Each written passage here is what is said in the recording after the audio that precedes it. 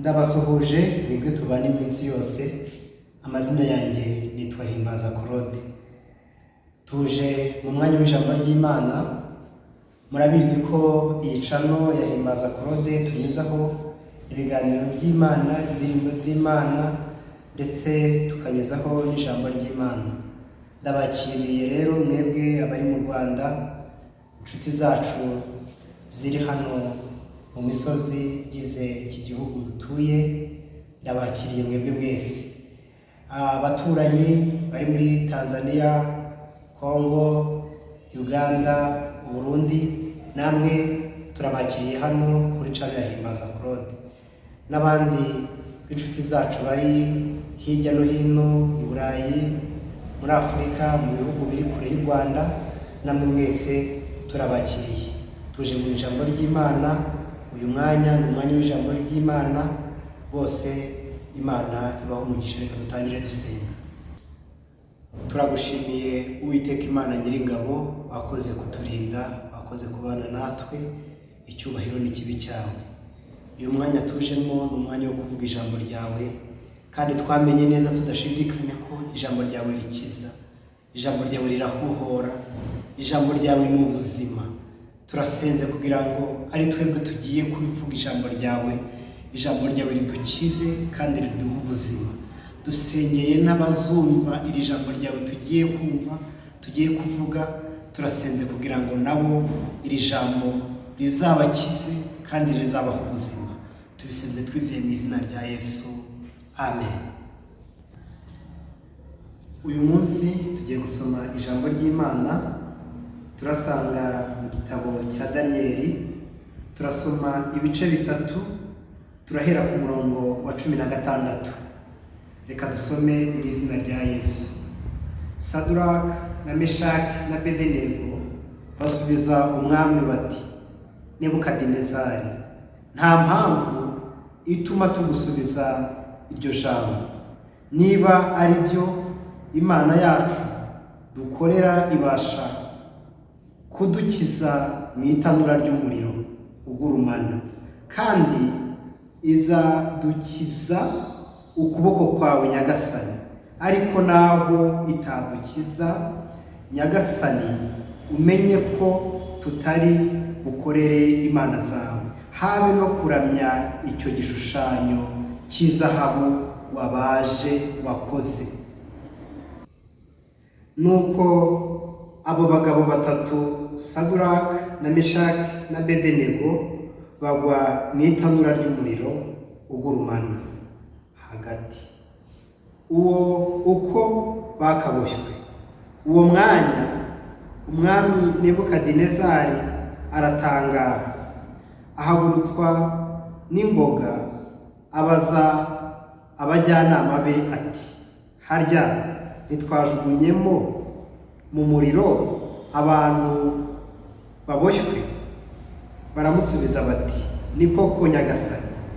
Arababwira ati, dore ndareba abantu 4 babohowe bagenda mu muriro hagati, kandi ntacyo babaye, ariko ishusho y'uwa 4 irasa n'iy'umwana w'Imana. Mwakire neza ijambo ry'Imana.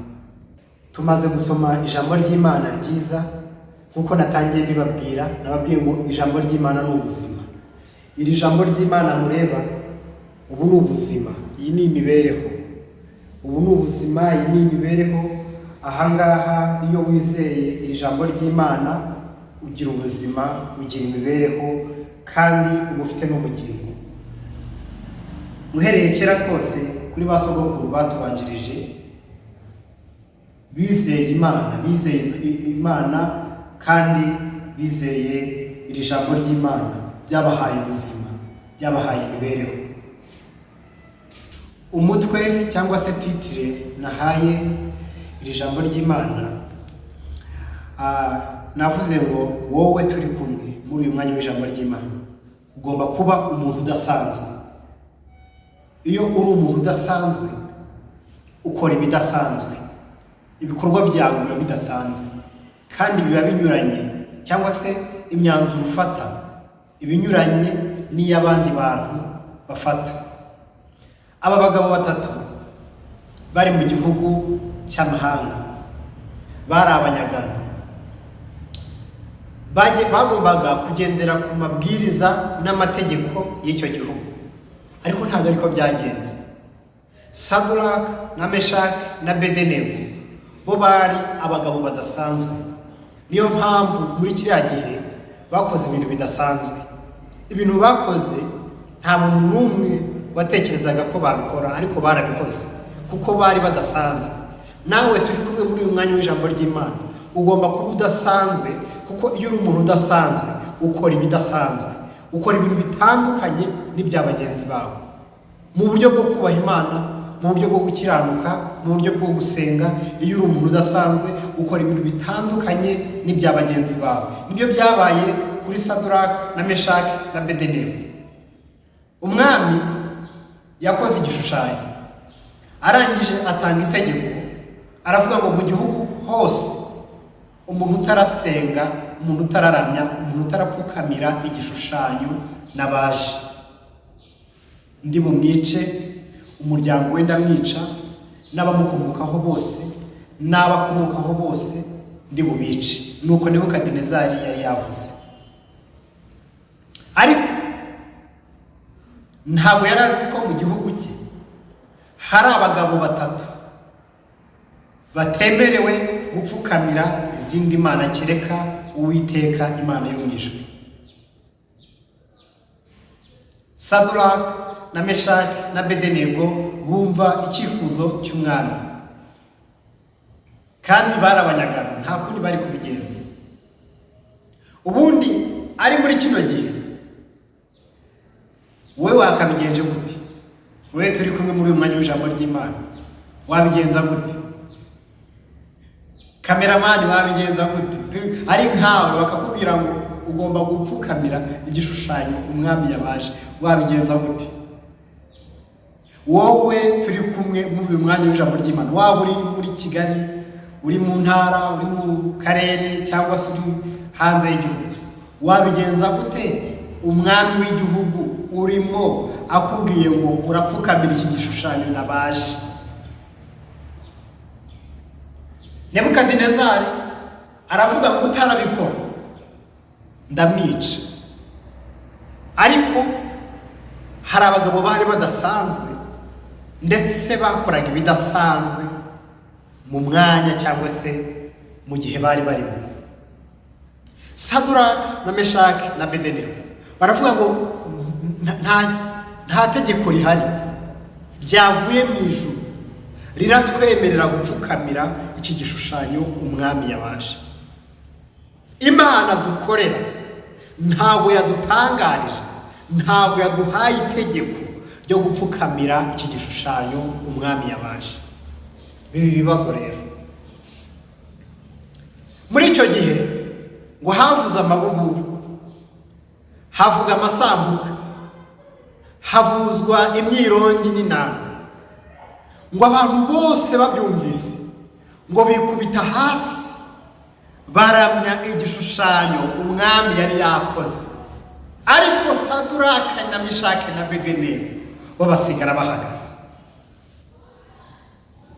Imyanzuro ufata nubwo yagucisha umutwe, ariko ari imyanzuro yo kubaha Imana, ntukayigireho ikibazo. Icyemezo wafata nubwo cyakwicisha, ariko ari icyemezo cyo kubaha Imana, ntukakigireho ikibazo. Mu ijuru dufite Imana izagutabara mu gihe uzaba ugeze muri izo ntambara. Dufite Imana izagutabara mu gihe uzaba ugeze muri ako kaga, kandi nubwo itagutabara ntuzigere ukorera izindi mana keretse Imana yo mu ijuru. Izindi mana zirahinduka, n'abantu barahinduka. Umuntu muba muri inshuti uyu munsi, ejo mukaba mutakiri inshuti. Umuntu muba mukundana uyu munsi, ejo mukaba mutagikundana. Ariko Uwiteka Imana yo mu ijuru yo ntabwo Imana igihinduka. Imana ntihinduka, ihora yitwa Imana. Navutse Imana ikora, nkura Imana ikora, nshaje Imana igikora. Imana yacu ntihinduka. bivuze ngo Imana irahinduka nk'uko abantu duhinduka. Ubu Imana yaba yarapfuye cyangwa se Imana yaba ari umusaza wawe, ariko Uwiteka uko yari ari kera n'ubu niko ari, uko yakoraga kera n'ubu niko agikora. Wa mukobwa we budasanzwe muri kino gihe kidasanzwe, wa musore we budasanzwe muri iki gihe kidasanzwe. Uyu mwaka wa 2026 ni umwaka udasanzwe. Biragusaba kugira ngo nawe ube umuntu udasanzwe, kugira ngo ushobore kuba muri uyu mwaka udasanzwe. Wa mubyeyi, uyu munsi uba umubyeyi udasanzwe, kuko Imana irashaka ko uba umuntu udasanzwe, ugakora ibinyuranye n'ibyo abantu bakora, ukavuga ibitandukanye n'ibyo abantu bavuga, ukagenda ahatandukanye n'aho abandi bagenda.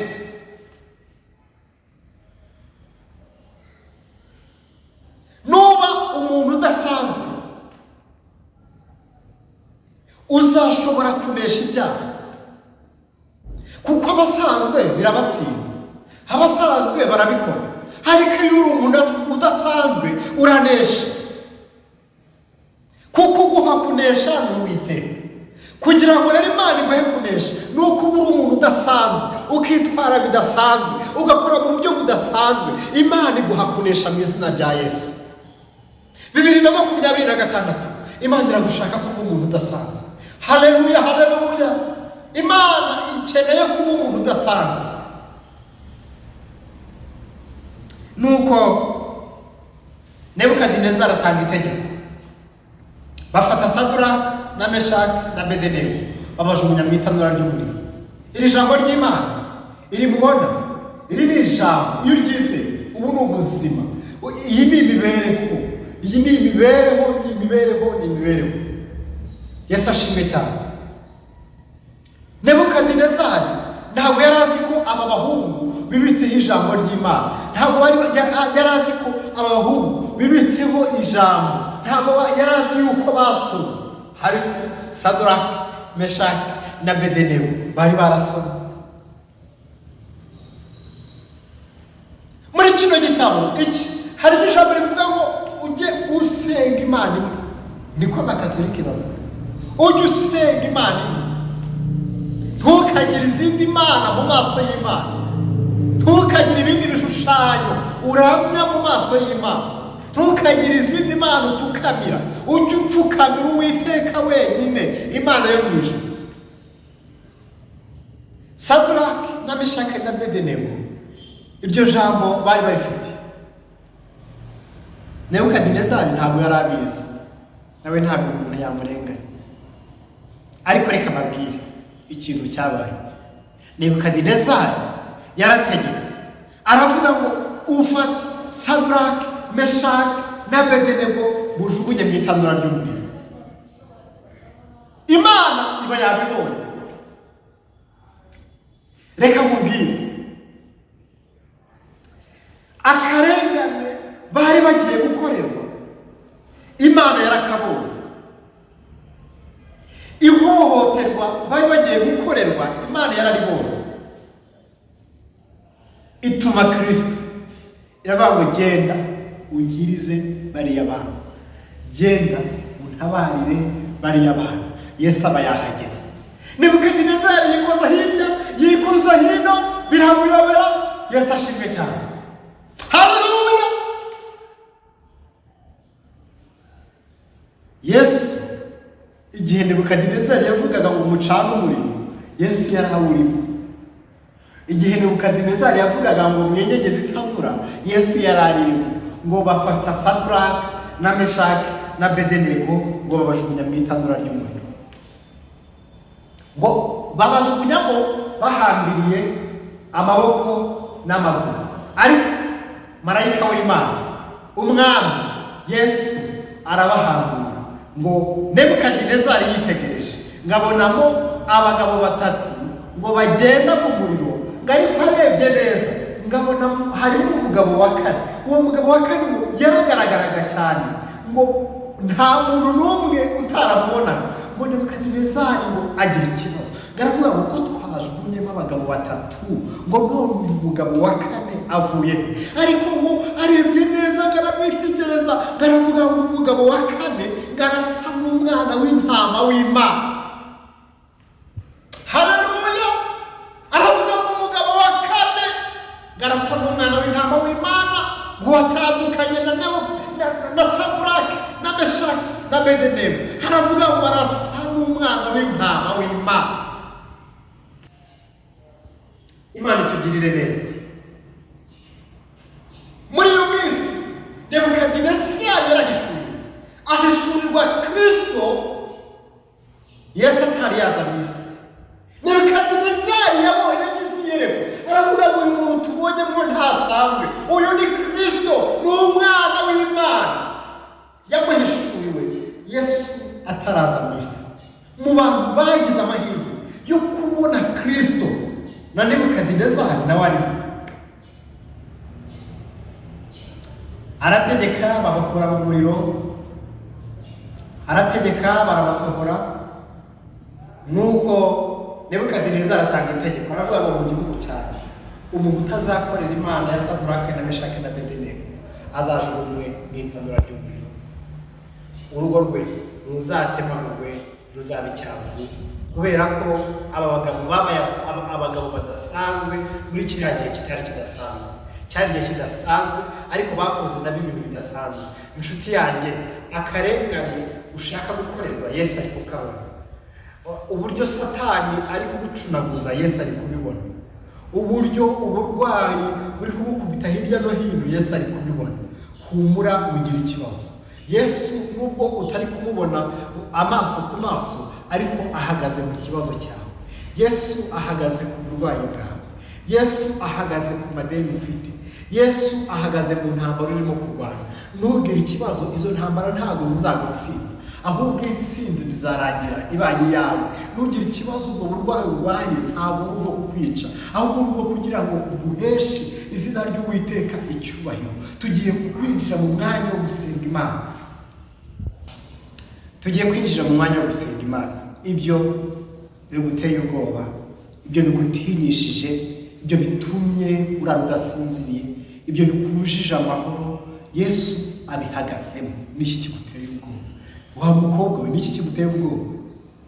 Ibyo bishatse kugutinyisha, ibyo bishatse kugutera ubwoba, Kristo abihagazemo. Kristo abihagazemo. Nk'uko yagiye mu itanura ry'umuriro akarihagararamo, akagira imbaraga zifata umuriro, akagira imbaraga zifata ibishashi by'umuriro, niko nawe Yesu afashe ibyo uri kurwana nabyo. Umva, arabifashe, arabikomeje, arabifashe, abyambuye imbaraga, arabifashe, abikubise hasi, kuko Yesu ni umugabo utagisinda. Wa mubyeyi we, ni ibiki biguteye ubwoba? Ni ibiki bituma urara udasinziriye? Ni ibiki bikubujije ibitotsi? Yesu ahagaze muri ibyo ubona biguteye ubwoba. Yesu arabifashe, Yesu arabikomeje.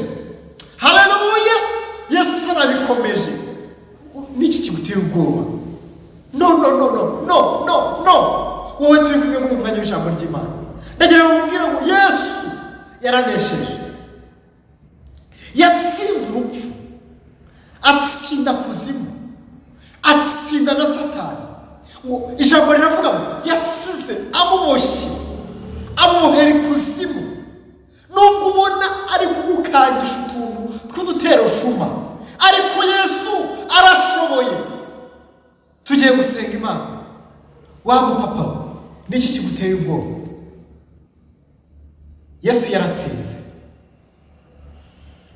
Umuntu uri mu bibazo bimeze nk'iri tanura ry'umuriro Sadraki na Meshaki na Abedenego barimo, ndagira ngo gutangarize, Yesu yaratsinze, Yesu yaranesheje. Soma ijambo ry'Imana, uryizere, ukurikize iby'iri jambo ry'Imana. Yesu yaratsinze, kandi nawe Imana iraguha gutsinda, nawe Imana iraguha kunesha. Reka dusenge. Turagushimiye Mwami, tugushimiye iri jambo ryiza tugeze muri uyu mwanya mwiza wo gusenga. Dusengeye mwene data uri mu bibazo, dusengeye mwene data uri mu ntambara, dusengeye mwene data uri mu bigeragezo, nk'uko wasanze Sadurake na Meshake na Bedenego, ugafata itanura ry'umuriro, ugafata umuriro wagurumanaga ukawuhindura amazi, ukawukuramo ubwotsi, ukawukuramo ubushye, ukawusigazamo ubukonje. Sadurake na Meshake na Bedenego bakawutambukamo nta kibazo. Niko nsengeye uyu mwene data, ndasenze kugira ngo ibibazo yararimo ubikuremo ububabare, ubikuremo imbaraga, ubyambura imbaraga, ubyambura ubushobozi. Mwami, agende mu bibazo nta buribwe ari kumva, nta bubabare ari kumva. Agende mu bibazo ari kumwe nawe, kandi agende mu bibazo afite agakiza kuzuye. Uyu mukobwa niko musengeye, uyu mubyeyi niko musengeye, uyu musore niko musengeye, uyu mupapa niko musengeye, abantu bose badukurikiye hano kuri channel ya Himbaza Claude niko mbasengeye ngo ibibazo barimo ubibakuremo, ubahe kuba mu mahoro muri uyu mwaka wa 2026. Turagushimiye ko wumvishe gusenga kwacu, tubiseze twizeye mu izina rya Yesu, amen. Wakoze kubana natwe muri uyu mwanya wo gusenga hano kuri channel ya Himbaza Claude. Ndagusaba inkunga yo gukora subscribe na share na comment, hanyuma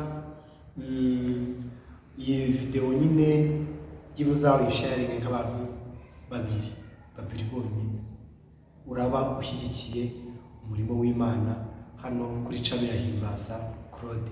Kandi Imana niguha umugisha, nanjye ujye wibuka yuko izaba umugisha, kuko twese turafatanya gukora umurimo w'Imana. Murakoze. Gahunda y'ijambo ry'Imana naho ku munsi w'ejo. Bye bye.